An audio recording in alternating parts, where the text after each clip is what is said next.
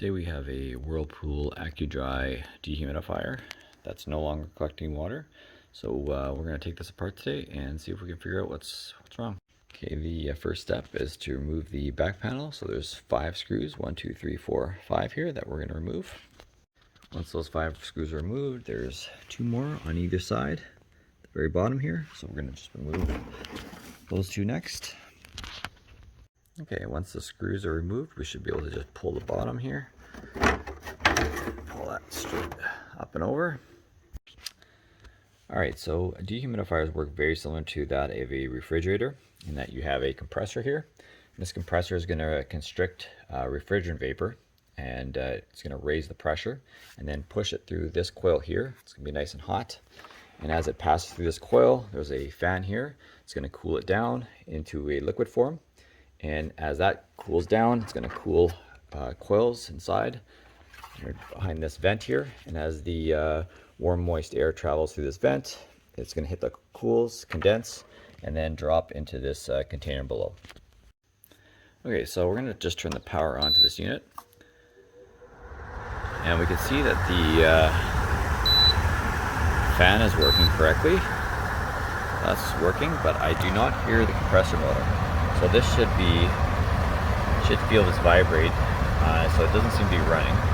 And this coil is very cool, so I don't think this compressor is working. So I think we need to, I think what we're gonna need to do is take this top piece off here. So there's some screws here and the fan screw as well, so that we can get access to our thermal switches in the compressor there and take a look at that compressor.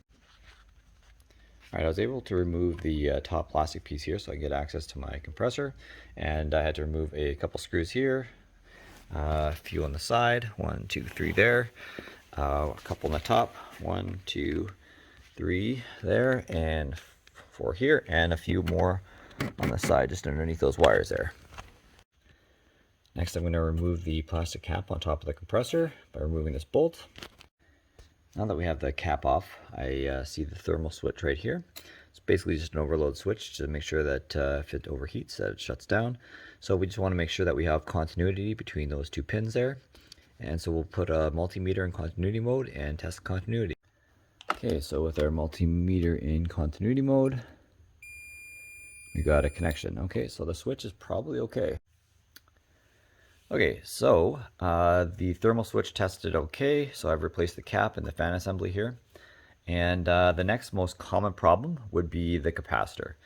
Basically, the job of a capacitor is to store charge, and it's required to get these motors kick-started. It needs a boost of power to get going. So there's probably a dual capacitor in this unit, one to start the compressor and one to start the fan here. So we're going to take the panel off here, which is probably where the capacitor is based on where these wires are leading.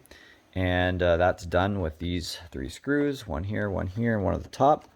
And we'll test the capacitor. Okay, so the screws have been removed. We can remove this panel here, and we can indeed see that the capacitor is underneath here. So the first thing we're going to want to do is make sure that the capacitor is discharged, in case there's any residual charges remaining in the capacitor. To do that, we just use a screwdriver with an insulated end, and we're just going to bridge the 2 points and make sure it is discharged.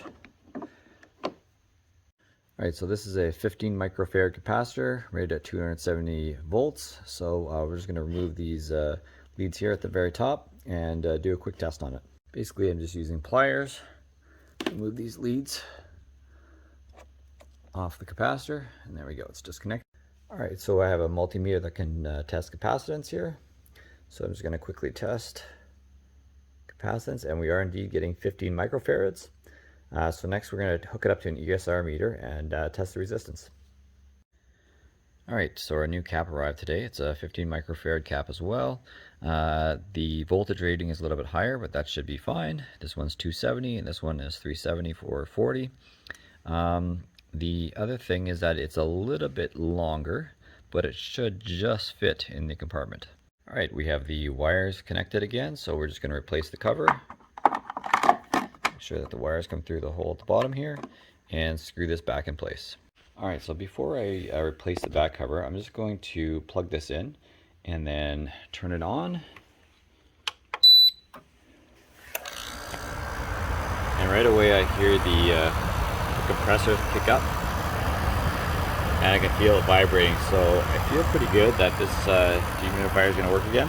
But we'll leave it running for a little while and see if it collects any water. Alright, so the good news is that we are now able to get the compressor started. It's running, you can hear it run after replacing the capacitor. Unfortunately, we're still not collecting any water, and after about 30 minutes the compressor gets really hot to the touch. So I have a feeling that we actually might be out of refrigerant. This dehumidifier hasn't been used in about 10 to 15 years, so I guess we probably had a slow leak over time, and it probably needs to be recharged. Alright, so if we take a look at the specs for this compressor, we can see that the refrigerant type is 134A. So if we want to recharge this system, we're going to need to get some 134A refrigerant. And I do not see any service ports on the system here. This is our high pressure line, there's our low pressure line coming into the bottom of the compressor here. High pressure lines coming up, going to the condenser coils back here. So what we're going to have to do is get a bullet piercing valve and tap into the low pressure side, the suction side of the compressor. So here is a bullet piercing valve. So what we want to do is use the Allen key to remove these 3 screws here.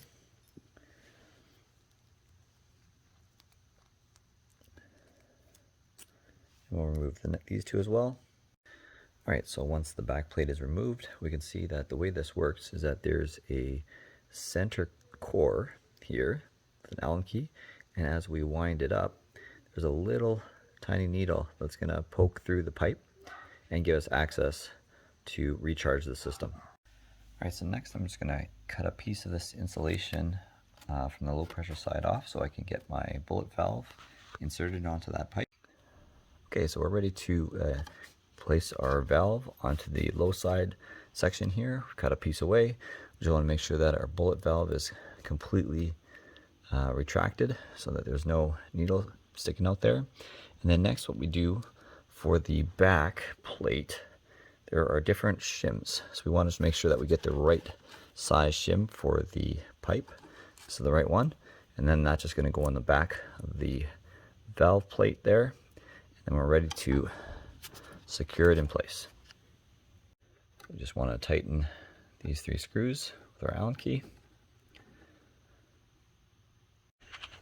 Alright, so before we go and puncture the line, I just wanted to make sure that the back cover still fit on there, that we weren't blocking any of the clearance that we needed to put the back cover back in place. Okay, so now we're ready to puncture the line.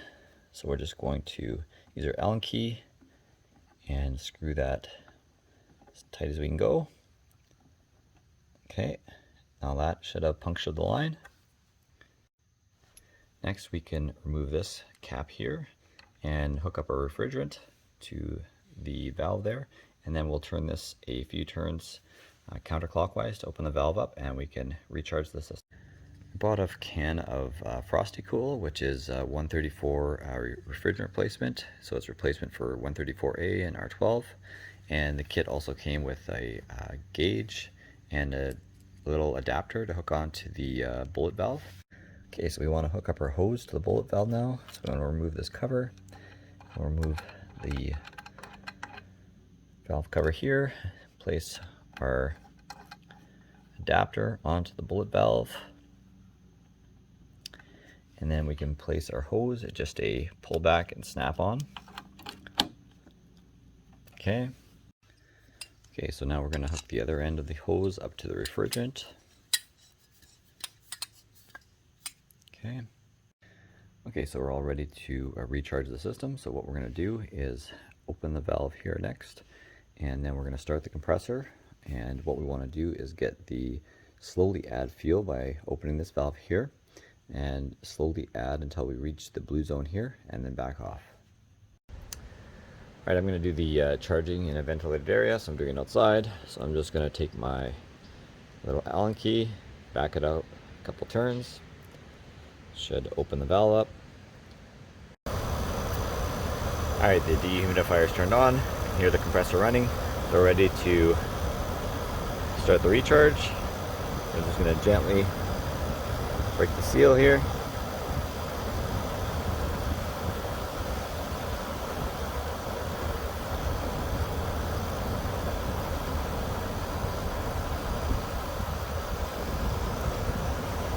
And then slowly, back it off.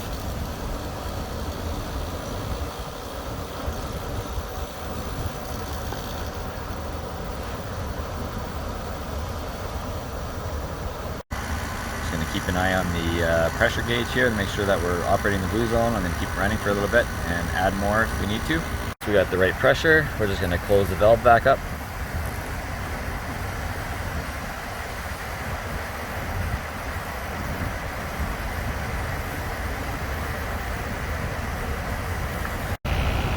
Okay, so we just replaced our cap back on the bullet valve here now, and we'll leave the dehumidifier running for a bit and see if we're collecting water. Alright, so after running it for about 30 or 40 minutes, we have some water collecting at the bottom of the pan here. So I think we can call this a successful fix.